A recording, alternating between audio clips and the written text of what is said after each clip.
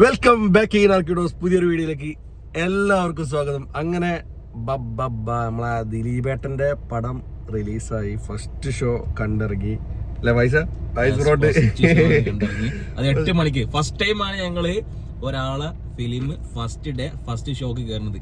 അപ്പൊ നമ്മള് കൂടുതലൊന്നും പറയുന്നില്ല, ഫസ്റ്റ് തന്നെ ഫിലിം രാവിലെ തന്നെ പോയി കണ്ട്, പിന്നെ അത് കണ്ടു കഴിഞ്ഞപ്പോൾ നിങ്ങളോട് ഈ ഒരു അഭിപ്രായം പങ്കുവെക്കാൻ. കാരണം അറിയാലോ, ഇപ്പൊ റീസെന്റ് നടന്നുകൊണ്ടിരിക്കുന്ന ദിലീപേട്ടന്റെ വിഷയങ്ങളും കാര്യങ്ങളൊക്കെ നിങ്ങൾ അറിഞ്ഞിട്ടുണ്ടാവും, നിങ്ങൾ കാര്യങ്ങളൊക്കെ എന്ന് വെച്ചിട്ട് ഇതിന്റെ ഒരു കാര്യം പറഞ്ഞു കഴിഞ്ഞാല് നമ്മള് ആ ഒരു സംഭവം വെച്ചിട്ട് നിങ്ങൾ ഒരിക്കലും പടം കാണാതെ ഇരിക്കരുത് എന്നാണ് എന്റെ പേഴ്സണൽ അഭിപ്രായം. കാരണം ജുഡീഷ്യറി ആളെ കുറ്റവിമുക്തനാക്കി വിട്ട ഒരു വ്യക്തി കൂടിയാണ്. നമ്മൾ എന്തൊക്കെയാ പറഞ്ഞാലും നമ്മൾ ആരും പോയി കണ്ടിട്ടില്ല, ഒന്നും ചെയ്തില്ല, ഒന്നും ആയിട്ടില്ല. പക്ഷെ ഇതിനും വലിയ കുറ്റകൃത്യങ്ങൾ നടക്കുന്നുണ്ട്, ചെയ്യുന്നുണ്ട്. അതല്ല, നമ്മൾ അഭിപ്രായങ്ങൾ മാത്രമായിട്ട് പറയുന്നത്, അഭിപ്രായങ്ങൾ മാത്രമാണ് ഞങ്ങൾ പറയുന്നത്. ആ ഒരു വ്യക്തിയെ കുറ്റവിമുക്തനാക്കിയത് കൊണ്ട് അയാളിപ്പോ കുറ്റക്കാരനല്ല. അപ്പൊ നമുക്ക് എന്ത് ചെയ്യാം, നമുക്ക് അതൊരു വ്യക്തിയുടെ രൂപത്തില് ദിലീപ് എന്ന ആളൊരു ഫിലിം എന്ന രൂപത്തിൽ നമ്മൾ പോയി. കാരണം നമ്മള് അറിയാൻ പറ്റും, കുറെ മുമ്പ് പഴയ പടങ്ങളൊക്കെ നിങ്ങൾ എടുത്തു കഴിഞ്ഞാൽ ഒരുപാട് നമ്മളെ ചിരിപ്പിച്ച നടനും അതേപോലെ തന്നെ ഒരുപാട് ചിന്തിപ്പിച്ച നടനാണ് ദിലീപേട്ടൻ. അപ്പൊ ഓക്കെ, അതിനെ കുറിച്ചൊന്നും പറയില്ല. അപ്പൊ അങ്ങനെ നമ്മളെ ഏതാണ്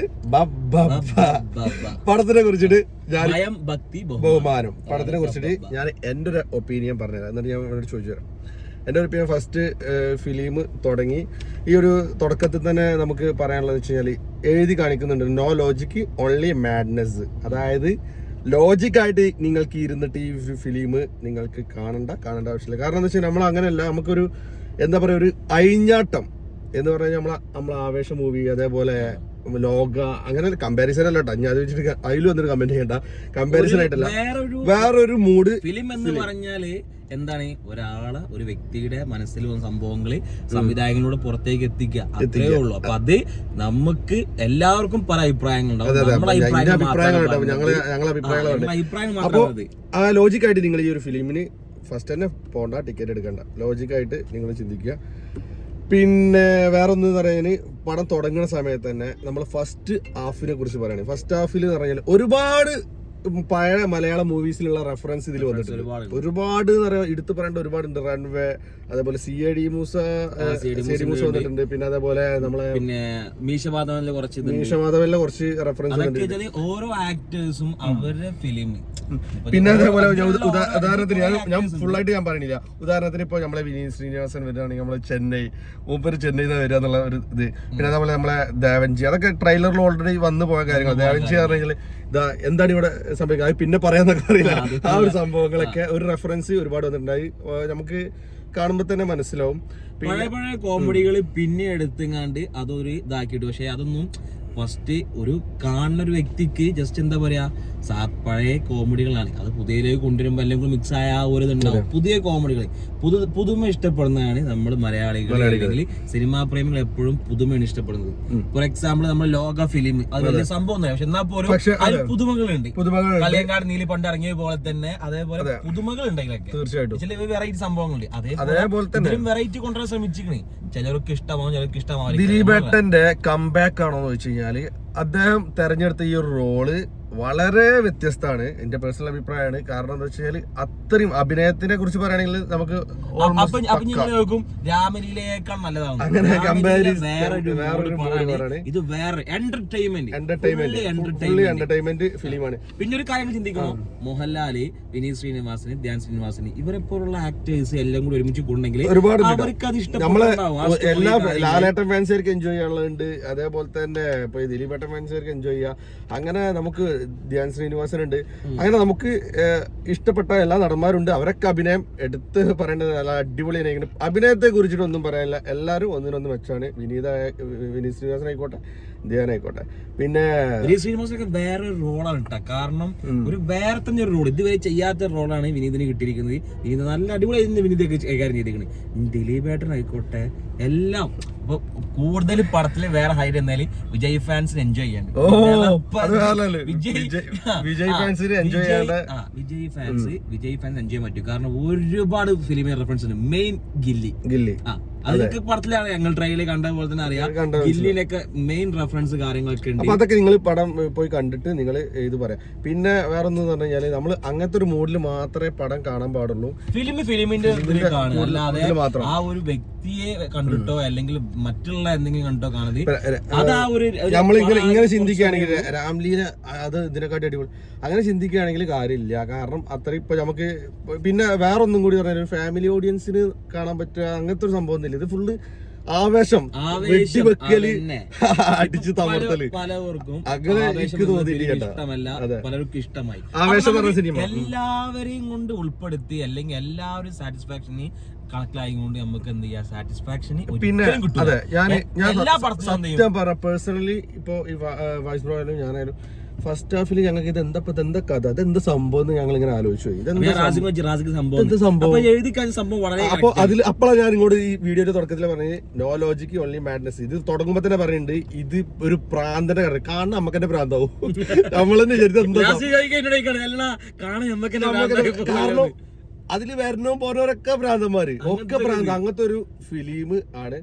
ഒരു പടത്തിനെ ഇപ്പൊ ഈ പറഞ്ഞ മാതിരി ഒരു മേക്കിംഗ് കാര്യങ്ങള് ഒക്കെ ഭയങ്കര ചെലവേറിയ കാര്യങ്ങളാണ് എന്ന് വെച്ചിട്ട് നമ്മള് അതിന്റെ എല്ലാ വശങ്ങളും നമ്മൾ സംസാരിക്കുകയാണ്. പക്ഷേ ടൈറ്റിൽ കാർഡ് വന്നത്, ദിലീപിന്റെ ടൈറ്റിൽ കാർഡ് വന്നത്, എൻട്രി സൂപ്പർ എന്നുള്ള പാട്ട്. പക്ഷെ അതൊന്നും കൂടെ ഒന്ന് പൊട്ടിക്കരുത്.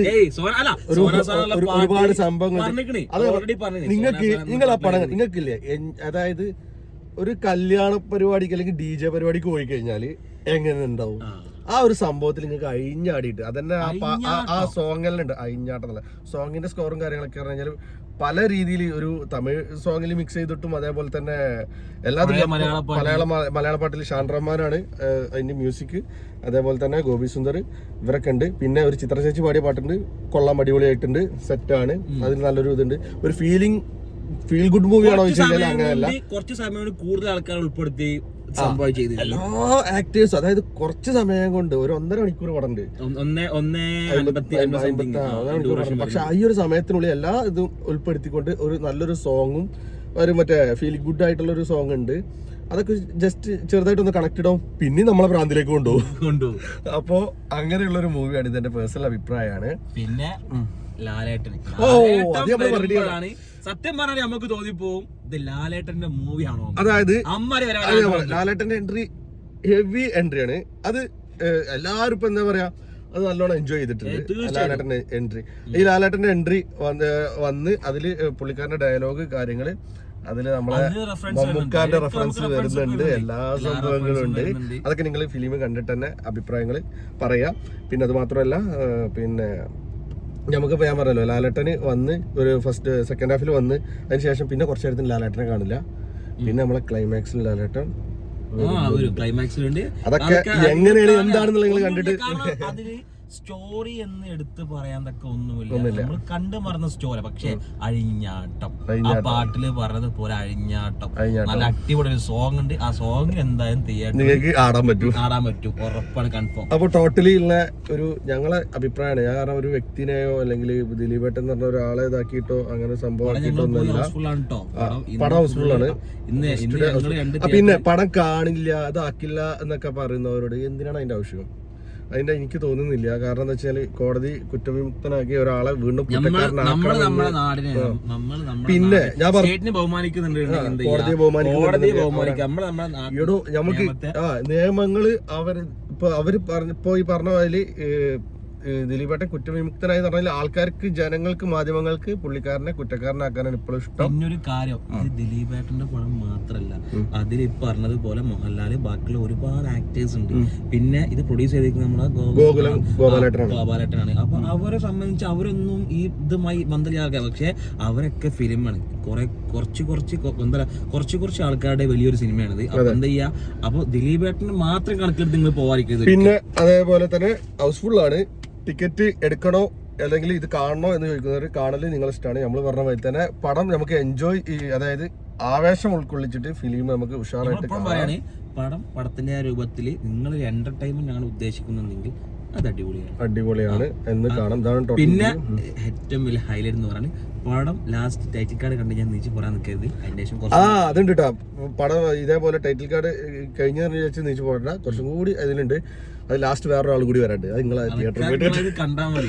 പക്ഷേ ഒരു കാര്യം പറയാം, സെക്കൻഡ് പാർട്ടിന് കൺഫേം ആണ്. സെക്കൻഡ് പാർട്ട് അപ്പോ ഇതേപോലെ ആവില്ല ഉറപ്പാണ്.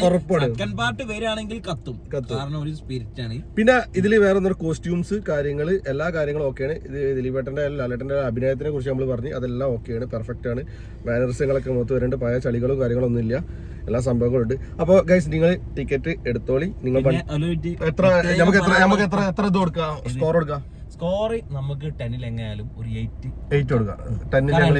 8 കൊടുക്കുക. അതേപോലെ ഒരാളെ പറയാൻ പറ്റ മറന്നു, നമ്മളെ പിന്നെ മുഖ്യമന്ത്രി അഭിനയിച്ച ആള് ബൈജു അല്ലേ? ബൈജു ചേട്ടൻ.